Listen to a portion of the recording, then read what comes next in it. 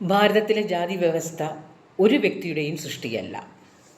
അതൊരേ സമയം സാമൂഹികവും സാമുദായികവും ചരിത്രപരവുമായ പല ഘടകങ്ങളുടെ ഫലമായി നൂറുകണക്കിന് വർഷങ്ങൾ കൊണ്ട് രൂപപ്പെട്ട ഒന്നാണ്. ആദ്യം സമൂഹത്തെ 4 വർണ്ണങ്ങളായി രൂപീകരിച്ചു: ക്ഷത്രിയർ, ബ്രാഹ്മണർ, വൈശ്യർ, ശൂദ്രർ. അത് ആ സമൂഹത്തിൽ തൊഴിലിൻ്റെ അടിസ്ഥാനത്തിൽ അനുവർത്തിച്ചിരുന്ന ഒരു സാമൂഹിക ക്രമം മാത്രമായിരുന്നു. അതിനെ കഠിനമായ ജന്മനിർണയ വ്യവസ്ഥകളൊന്നും ഉണ്ടായിരുന്നില്ല. കാലക്രമത്തിൽ അത് ജന്മത്തോട് കൂട്ടിച്ചേർക്കപ്പെട്ടു. പിന്നീട് മനുസ്മൃതി പോലുള്ള ധർമ്മശാസ്ത്രങ്ങൾ അവയെ ന്യായീകരിച്ച് ഗ്രന്ഥങ്ങളാക്കി മാറ്റി. ഭൂമിയുടെ മേലുള്ള നിയന്ത്രണം, അധികാരം, തൊഴിൽ വിഭജനം എന്നിവ നിലനിർത്താൻ വേണ്ടി സമൂഹത്തിലെ മേധാവികൾ അതിനെ സംരക്ഷിച്ചു പോരുകയും ചെയ്തു. അതുവഴി അത് കൂടുതൽ റിജിഡായി ശക്തിപ്പെടുകയും ചെയ്തു. 19-ാം നൂറ്റാണ്ടിൽ ബ്രിട്ടീഷ് സർക്കാരിൻ്റെ ജാതി സെൻസസ് ജാതികളെ ഔദ്യോഗികമായി പട്ടികപ്പെടുത്തിയതോടുകൂടി ജാതി വ്യവസ്ഥ കൂടുതൽ കഠിനമായി. പിന്നീട് നവോത്ഥാന ചിന്താധാരകൾ വന്നു. അതിൻ്റെയൊക്കെ ഫലമായി കുറേ മാറ്റങ്ങളൊക്കെ വന്നു. അതിനുശേഷം ഭരണഘടന രൂപീകരിക്കപ്പെട്ടതോടുകൂടി ഇതെല്ലാം ഇല്ലാതായി ജാതി വ്യവസ്ഥ നിയമപരമായി ഇല്ലാതെയായി. എന്നാലും ചില അവശിഷ്ടങ്ങളൊക്കെ നമുക്ക് കാണാം. അപ്പോൾ ഇപ്പോൾ നമുക്ക് ജാതി വ്യവസ്ഥ എന്ന ഒരു സംഗതി ഇല്ല. എന്നിട്ടും ജാതി വല്ലാതെ ഉയർന്നു കേൾക്കുന്നു. ജാതി എന്ന വാക്ക് ഉയർന്നു കേൾക്കുന്നു. അൺടുവേർഡ് ആയിട്ടുള്ള, വളരെ ഐസൊലേറ്റഡ് ആയിട്ടുള്ള ഇൻസിഡൻസ് ജാതിയുടെ പേരിൽ എവിടെയെങ്കിലും കേൾക്കുകയാണെങ്കിൽ അത് ആയുധമാക്കി ഭിന്നിപ്പുണ്ടാക്കാൻ ചിലർ ശ്രമിക്കുന്നു. അത് വെസ്റ്റഡ് ഇൻട്രസ്റ്റാണ്, സ്വാർത്ഥ താല്പര്യങ്ങൾക്കാണ് അത് ചെയ്യുന്നത്. അതിനെ നമുക്ക് നഖശിഖാന്തം എതിർക്കപ്പെടേണ്ട ഒരു സംഗതി തന്നെയാണ്. കാരണം ഇല്ലാത്തൊരു സംഗതിയെ തിരിച്ചു കൊണ്ടുവരാനുള്ള ഒരു ശ്രമമാണ്. അവിടെയാണ് മീനാക്ഷി എന്ന അവതാരികയായ ഒരു കൊച്ചു പെൺകുട്ടിയുടെ വാക്കുകൾക്ക് പ്രസക്തിയേറുന്നത്. ആ കുട്ടിക്ക് അത് കേട്ട് മിണ്ടാതിരിക്കാമായിരുന്നു. അല്ലെങ്കിൽ അതൊരു ദളിത് എന്നുള്ളൊരു ദളിത് റൈറ്റിംഗ് കണ്ടപ്പോൾ അതിനെക്കുറിച്ച് വായിച്ച് മിണ്ടാതിരിക്കാമായിരുന്നു. ഇങ്ങനെയൊക്കെ അവിടെ നടന്നിരുന്നല്ലോ എന്നൊക്കെ ആലോചിച്ചിട്ട്. ഒരു സെലിബ്രിറ്റിയാണ്, ആരെയും വെറുപ്പിക്കേണ്ട, അവനവൻ്റെ ഇടം ഭദ്രമാക്കി മിണ്ടാതെ മുന്നോട്ട് പോകാമായിരുന്നു. അപ്പോൾ ആ കുട്ടി അതിനെക്കുറിച്ച് ചിന്തിക്കുകയും അതിനെക്കുറിച്ച് ധീരമായൊരു നിലപാടെടുക്കുകയും അത് സധൈര്യം പരസ്യമായി തൻ്റെ നിലപാട് അറിയിക്കുകയും ചെയ്യുന്നത് വളരെ ആശാവഹമായ കാര്യമാണ്.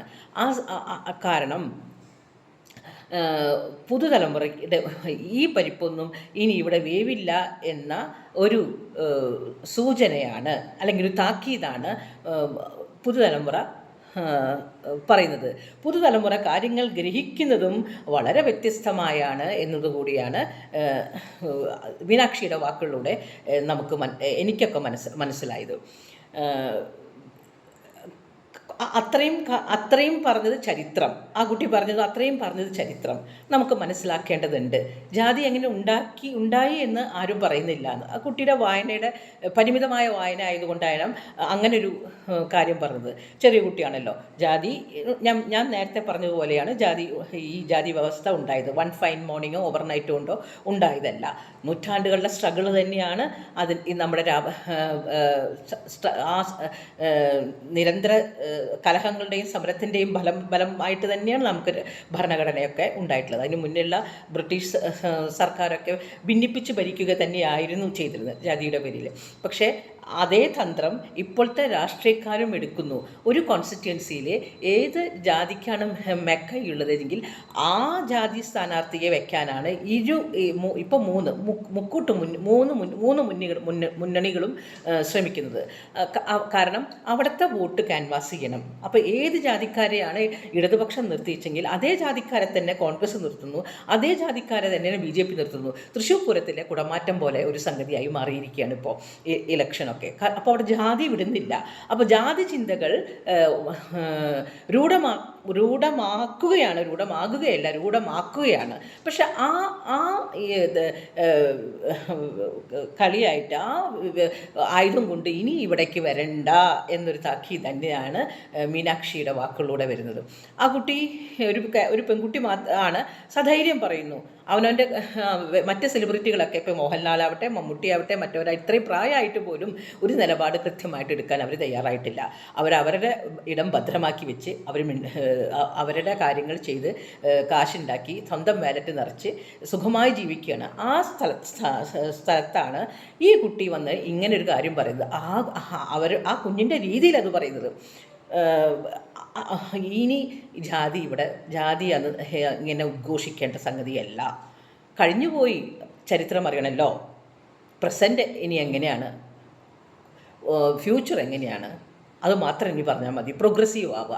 ഇത് രണ്ട് ഡബിൾ സ്റ്റാൻഡേർഡ് പറയും. പ്രോഗ്രസീവ് ആണെന്ന് ഒന്ന് പറയും, പ്രോഗ്രസീവായിട്ടുള്ള മൂവ്മെൻറ്റിൻ്റെ വക്താക്കളാണ് എന്ന് പറയുകയും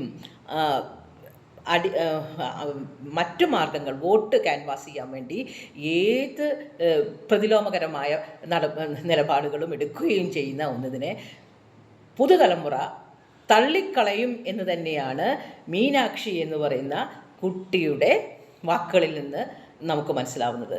ആ കുട്ടി ഒരു സെലിബ്രിറ്റി ആയ സ്ഥിതിക്ക് പ്രത്യേകിച്ചും ആ കുട്ടി മറ്റ് യുവാക്കൾക്ക്, മറ്റ് യുവജനങ്ങൾക്കെല്ലാം തന്നെ വളരെ ഇൻസ്പിറേഷൻ തന്നെയാണ്. ഇൻസ്പയർ ചെയ്യുകയാണ് എല്ലാവരും മറ്റ് യുവതയെ ഇൻസ്പയർ ചെയ്യുന്നുണ്ട്. ഇങ്ങനെ ചിന്തിക്കണം, ഇത്ര നാളും ചിന്തിച്ച രീതികളൊന്നും ശരിയല്ല, ഈ കടൽക്കിഴവന്മാരുടെ കയ്യിലെ കോമാളികളാകാൻ ഇനി ഭാരത സമൂഹത്തിനെ വിട്ടുകൊടുക്കാൻ ഞങ്ങൾ തയ്യാറല്ല എന്ന ഒരു താക്കീത് മീനാക്ഷിയുടെ ശബ്ദത്തിലൂടെ കേൾക്കാൻ സാധിച്ചതിൽ വളരെയധികം സന്തോഷമുണ്ട്. കാരണം സെലിബ്രിറ്റികളാരും കലാകാരന്മാരാരും തന്നെ ഇനി ശ്രീ പിണറായി വിജയൻ ഒരു തെറ്റ് പറ്റി എന്ന് വെക്കട്ടെ, ശ്രീ പിണറായി വിജയൻ നേരിട്ട് വന്ന് എനിക്ക് തെറ്റുപറ്റി മാപ്പ് എന്ന് പറഞ്ഞാലും ഒപ്പം നിൽക്കുന്ന കലാകാരന്മാരും എഴുത്തുകാരും സെലിബ്രിറ്റികളും അദ്ദേഹത്തിനെ ഡിഫെൻഡ് ചെയ്യുന്ന ഒരു കാഴ്ചയാണ്. പിണറായി വിജയൻ്റെ തെറ്റിനെ തിരുത്താനല്ല, അല്ലെങ്കിൽ ഏതെങ്കിലും വേറൊരു നേതാവിൻ്റെ, പിണറായി വിജയൻ എന്ന് പറയുമ്പോൾ മെക്കെട്ട് കയറാൻ വരരുത്, ഏത് നേതാവിൻ്റെ ആണെങ്കിൽ അവർ വിശ്വസിക്കുന്ന പ്രത്യയശാസ്ത്രത്തിൻ്റെ ആൾക്കാർക്ക് തെറ്റ് പറ്റില്ല. ആ നേതാക്കന്മാർ വന്ന് തെറ്റുപറ്റി മാപ്പാക്കുക എന്ന് പറയുമ്പോഴും എഴുത്തുകാരും കലാകാരന്മാരും സെലിബ്രിറ്റികളും അതിനെ വെള്ളപൂശാൻ ശ്രമിച്ചുകൊണ്ടിരിക്കുന്ന ഒരു കാലത്താണ് മീനാക്ഷി എന്ന കൊച്ചു പെൺകുട്ടി സധൈര്യം വന്ന് ഇനി വായിച്ച തൻ്റെ പരിമിതമായ വായനയിൽ നിന്ന് കിട്ടിയ അറിവിൻ്റെ വെളിച്ചത്തിൽ ആ കുട്ടി പറയുന്നു, ഇനി ഇത് വേണ്ട, ഈ ജാതിയുടെ ഈ തുറുപ്പ് ചീട്ടും വെച്ച് ഞങ്ങളെ വിഡ്ഢിയാക്കണ്ട, അതിനി വിട്ടേക്കുക, ഇത് സ്വതന്ത്ര ഭാരതമാണ്, ഇത് നമുക്കൊരു ഭരണഘടനയുണ്ട്, അത് ഓരോ വ്യക്തിയുടെയും അന്തസ്സിനെ പിടിക്കാൻ സഹായിക്കുന്ന ഒരു സംഗതിയാണ്. അതുകൊണ്ട് ഭരണഘടനാ വയലേഷൻ ഇനി വേണ്ട, ജാതിക്കാട് ഇനി ഇറക്കണ്ട, ജാതിക്കാട് ഞങ്ങൾ യുവാക്കൾ ഇനി ഇതിൽ വീഴില്ല എന്ന കൃത്യമായ നിലപാട് ആ കുട്ടി അറിയിച്ചു. മീനാക്ഷിക്ക് അഭിനന്ദനങ്ങൾ. നന്ദി, നമസ്കാരം.